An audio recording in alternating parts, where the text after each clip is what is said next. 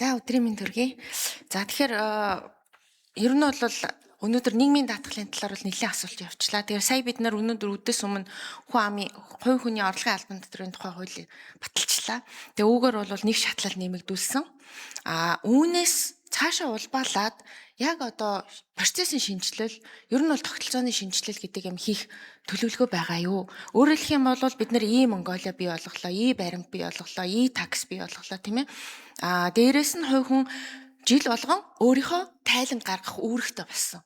Тэгэхээр энэ үүрэгжүүлэлт болон энэ бүх захин бүртгэлүүдийн үндсэн дээр автомат захин хасалтуудыг хийх боломж үүсэж байгаа гэсэн үг.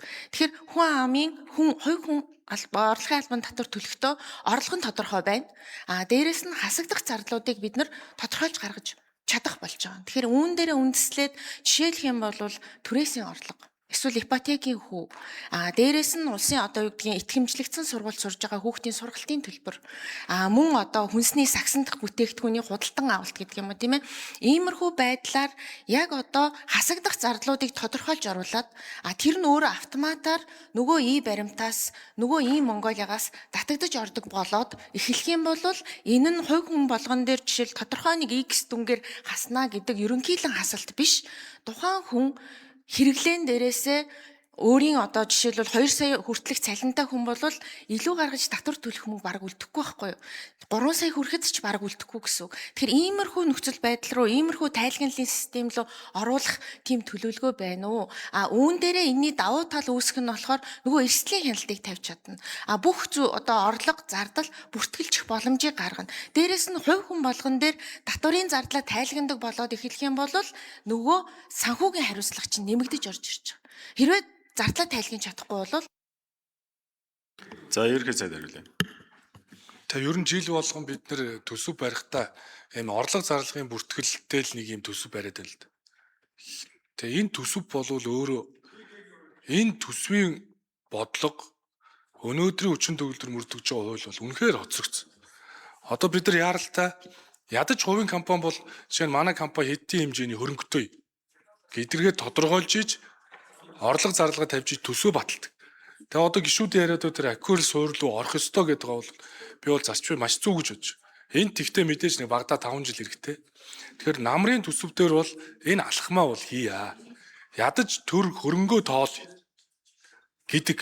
Тийм учраас таны яг ярьж байгаа энэ цахим системийн хувьд бол бид нэр одоо бэлэн.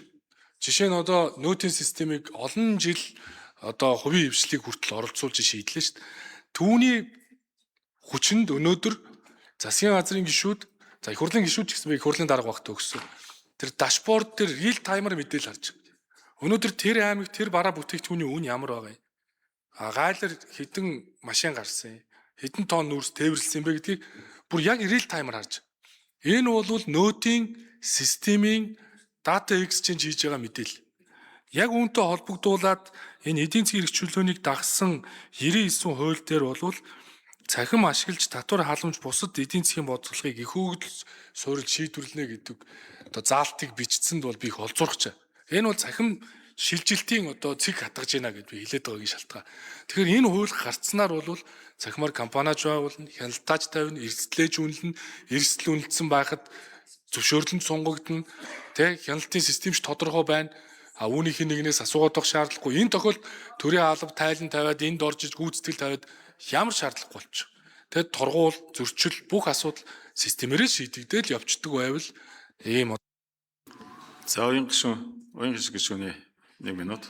За яг миний асуугаад байгаа юм болохоор хувь хүн орлогоо тайлганадаг, тэрнээсээ татвараа төлдөг. Тэгвэл хувь хүн тэр орлогоосоо тэр энэ системүүдээр баталгаажсан тэр зардлаа хасдаг болж болохгүй юу? Тэр зардлаа хассны дараа татвараа төлдөг, татвар ногдох орлого нь тодорхойлогддог. Тэр боломжийг бий болгооч гэдэг байгаа. Тэгэхээр бид нар өнөөдөр төсөв бүртгэхгүй байх гэдэг байгаа. Тэгээд татварынхаа хэмжээг буулгаж чадахгүй байгаа. Гэтэл энэний чинь нөгөө талынх нь боломж нь болохоор далд эдийн засгийг ил болох хэвээр. Тэгэхээр нөгөө хувь хүмүүс зардлаа тайлгнадаг болгоод түүгээрээ орлогын татвар нь багасдаг болоод эхлэх юм бол нөгөө талдаа орлого олж байгаа субъектүүд чинь тодорхой болоод эхэлнэ. Жишээлбэл ямар хүн түрээслүүлээд орлого олоод байгаа гэдэг чинь мэдэгдэж эхэлнэ шүү дээ. Яагаад гэвэл иргэд өөрсдийнхөө түрээсэлсэн түрээсийнхаа зардлыг хасдаг болно гэсэн үг байхгүй юу? Одоо нөгөө нэг саксны худалдан авалт буюу наад захын мах, сүү, гурил, будаага авсан тэр зардал чинь хасагддаг болох л дээ. Тэгвэл тэрний чинь цаана орлого олоод байгаа субъектүүд чинь маш тодорхой болж эхэлнэ. Энэ нөгөө хувь Ерхий сайд. Тэгээ уянг шиг шүн ярьж байгаа маш зөв. Ер нь энэ татварын бааз суурийг өргөх нь л одоо бидний зорилт. Тийм учраас та бүхэн анзаарсан бол засгийн газраас өргөн мэдүүлсэн хуулиуд бол дандаа энэ бааз суурийг өргөдөх зорилготой. Нийгмийн даатгалын хуульч гэсэн аль болох одоо тий хувийн секторт байгаа бол 2 жил төлөвлөл та 5% шимтгэлээс чөлөөлөгдөн шүү. Ажил олгогч талд нь гэдэг юм. Ингэж татан оролцуулж бааз суурийг өргөдөх зорилгоор дандаа оруулж ирсэн. Татвар хууль дээрс тэр нөөтийн суудгын төлөгчийн босрыг 400 болгосон дээр зарим хүмүүс эсэргүүцчихсэн. Гэхдээ бид нар системээ бэлэн байхгүй. Түүнийг хурааж аваа буцаалт хийх бүрэн болцоод ингэж 23 мянган компани бий болно. Тэгэхээр илүү нөгөө хамрах хүрээгээ өргөжүүлэхийн тулд л одоо энд анхаарах ёстой. Тэгэхээр хасагдсан зарлуудын хууль дээр тодорхой болов заасан байгаа. Тэгэхээр бидэнд системийн хувьд бол бүрэн боломж байгаа.